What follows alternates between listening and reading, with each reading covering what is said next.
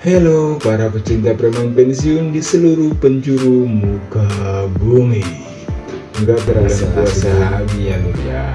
Namun sangat disayangkan untuk bulan puasa kali ini kita tidak bisa menyaksikan film preman pensiun seperti bulan puasa tahun lalu ya Lur ya.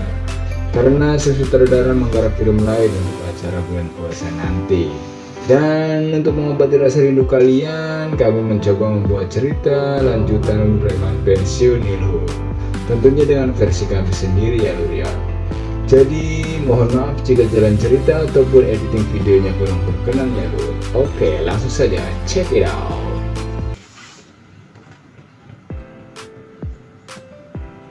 Kisah ini berselang 3 tahun sejak Kang Mus meninggalkan Bandung dan kembali ke kampung halamannya di Garut. Kini premanisme semakin merajalela.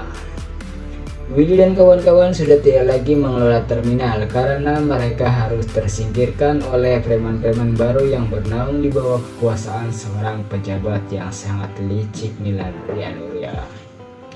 Bukan hanya terminal, Salim dan Mawar yang bertugas di pasar pun harus mengalami kejadian yang sama, berkali-kali saling mendapatkan teror dan dikeroyok oleh para preman baru, hingga terpaksa harus hengkang dari pasar. Lalu kemudian digantikan dengan preman-preman baru yang didalangi oleh orang yang sama, yaitu sang pejabat yang licik tadi ya Nur. Akibatnya, para pedagang dibuat jengkel dengan aturan yang sewenang-wenang dari mereka. Tiap hari mereka selalu diminta jatah iuran yang sangat besar, namun kasus pencopetan dan penodongan sering terjadi di sana. Bahkan kasus pelecehan seksual pun sering terjadi di tempat itu ya Dok.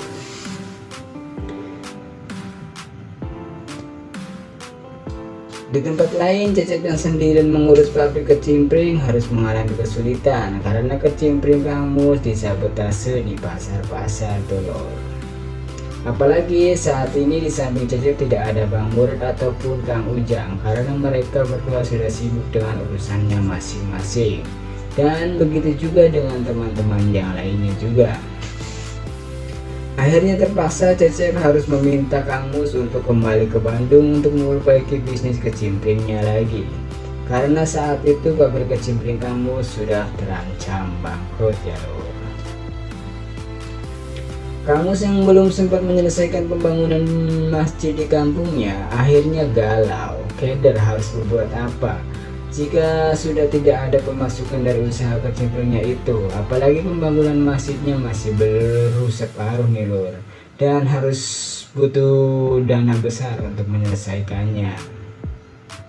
Akhirnya dengan berat hati Kang Mus pun kembali ke Bandung dan meninggalkan kampung halamannya untuk mencoba memperbaiki usaha kecimpringnya kembali.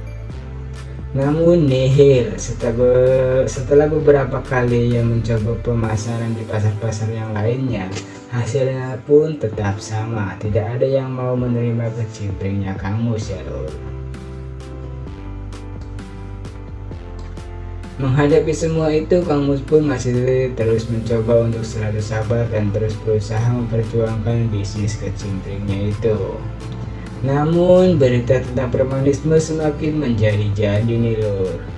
Banyak pedagang di pasar yang diminta paksa membayar iuran yang sangat besar. Namun kasus pencopetan dan pencurian terus marak terjadi di sana. Di sisi lain, Gobang yang telah dapat remisi akhirnya bisa keluar dari penjara. Dan Cecep yang tahu akan kabar itu segera pergi menjemput Gobang, lalu membawanya ke rumahnya karena Cecep tahu Gobang belum punya tempat tinggal di Bandung. Di sana Gobang pun meminta Cecep untuk menghubungi semua teman-temannya untuk mengadakan reuni. Cecep yang mengerti akan keadaan saat itu akhirnya menghubungi beberapa anak buah Kang Mus yang bisa dihubungi dan meminta mereka untuk memberitahu kepada yang lainnya. Sampai pada akhirnya seluruh anak buah Kang Mus berhasil mereka hubungi. Rasa persaudaraan yang sangat melekat di hati mereka akhirnya memanggil semuanya untuk berkumpul. Meski jaraknya tak lagi dekat, namun mereka menyempatkan hari itu untuk berkumpul ya Lord. 3 hari berlalu, satu demi satu para preman-preman yang sudah pensiun itu akhirnya datang terus. Kemudian mereka pun akhirnya berkumpul di suatu tempat. Dan di tengah-tengah keseruan mereka ngobrol, akhirnya terlontarlah masalah Kang Mus dari mulut Cecep. Cecep menceritakan kalau bisnis kecimpring Kang Mus saat ini terancam bangkrut karena produksinya disabotase di pasar-pasar. Mendengar kabar itu, mereka semua tercengang kaget. Namun Cecep berkata kalau Kang Mus akan terus berusaha memperjuangkan kecimpringnya itu dengan cara yang halus, karena tidak mau lagi berurusan dengan dunia yang lalu. Dengan cerita itu, mereka tidak bisa berbuat apa-apa lagi karena itu keinginan Kang Mus. Lalu kemudian mereka pun pergi ke sebuah terminal untuk mengenang masa lalu mereka di sana, telur. Namun, sesampainya di sana, terminal terlihat hancur tak terurus dan banyak kriminalitas di sana, telur. Dan tidak disengaja saat itu Gobang melihat ada salah satu calon penumpang yang sedang diperas oleh preman di sana. Melihat kejadian itu, Gobang langsung menghampiri preman itu dan langsung memberinya pelajaran kepada preman itu. Tapi di sana para preman-preman lain langsung berdatangan dan langsung mengeroyok Gobang. Mereka yang melihat Gobang dikeroyok puluhan preman membuat jiwa preman kembali bergejolak, dan detik itu juga mereka berolahraga dengan para preman di sana. Dan tidak butuh waktu lama, para preman-preman di sana pun akhirnya berhasil diringkus oleh mereka, telur. Namun kejadian ini tidak selesai sampai di sini. Justru bermulanya masalah baru muncul dari sini, telur. Niatan melumpuhkan semua preman di terminal malah disalahartikan oleh oknum polisi yang sudah tunduk di tangan pejabat licik tadi, nih lor.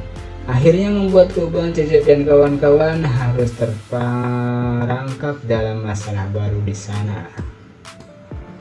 Berita kejadian ini pun akhirnya sampai ke telinga Kang Mus, dan Kang Mus pun langsung bergegas menemui mereka. Kemudian mereka semua kena marah oleh Kang Mus, telur. Kang Mus berkata, aku sudah bukan ketua kalian lagi, aku sudah tidak mau berkecimpung lagi di dunia preman ini. Dan aku juga berharap kalian semua juga sama seperti aku. Tapi apa, hari ini kalian telah membuat masalah baru dan tidak kalian tahu dari kejadian hari ini akan berdampak masalah yang makin panjang bagi kalian semua. Dan itu artinya kalian akan terseret dalam dunia itu lagi. Dan saya sangat kecewa mendengarnya. Sontak mereka semua terdiam dan tertunduk, tidak ada satu kata pun yang terucap dari mulut mereka. Namun di situ ada Gobang yang menjadi pusat perhatian Kang Mus. Gobang, ternyata kamu sudah keluar dari penjara. Apa ini semua rencana kamu? Apa kamu belum ikhlas meninggalkan terminal? Apa kamu mau kembali lagi ke dunia terminal itu? Bukannya tobat, malah ingin terjerumus lagi kalian. Oke, kalian sudah damai hidup di daerah kalian masing-masing dan pekerjaan kalian masing-masing. Buat apa kalian kesini lagi, ikut campur masalah di terminal lagi? Sudah saya minta kalian semua bubar dan langsung kembali ke tempatnya masing-masing. Dan akhirnya mereka pun bubar dan kembali ke kampung halamannya masing-masing, nih lor. Dan setelah kejadian itu, seperti dulu Kang Mus pun pergi ke markas besar yang didirikan oleh Kang Bahar untuk merenung dan curhat kepada Kang Bahar di sana, telur. Setelah itu Kang Mus pun kembali ke rumahnya. Sesampainya di rumah, Kang Mus pun terlihat sedih karena anak dan istrinya harus hidup susah lagi, telur. Kini perekonomian Kang Mus kembali ke nol lagi. Kali ini Kang Mus juga terpaksa harus menjual motornya untuk mencukupi kebutuhan anak dan istrinya. Dan tentunya untuk memperjuangkan kecimpring juga, ya lor. Sampai suatu ketika saat Kang Mus hendak menawarkan kecimpring di sebuah pasar, tiba-tiba Kang Mus diserang oleh sekelompok preman yang berjumlah sangat banyak, payah sekali, nih lor. Akhirnya Kang Mus pun babak belur dibuatnya. Namun meski dengan kondisi yang babak belur, Kang Mus pun harus pulang ke rumah. Namun sesampainya di rumah, Kang Mus pun dikagetkan dengan kabar kalau anaknya diculik oleh preman juga, telur. Dari sini kemarahan Kang Mus pun memuncak. Sambil menahan emosi, Kang Mus pun menatap sebuah cincin pemberian Kang Bahar dan mohon izin untuk memakai cincinnya lagi. Itu semua ia lakukan demi untuk menyelamatkan anak semata wayangnya itu ya lur. Dan itu artinya Kang Mus bakalan terjun ke dunia preman lagi gitu lur. Dan akhirnya dengan membaca bismillah, Kang Mus pun memakai cincin itu kembali. Dan setelah itu Kang Mus pun menelepon Cecep untuk menemuinya di markas besar besok.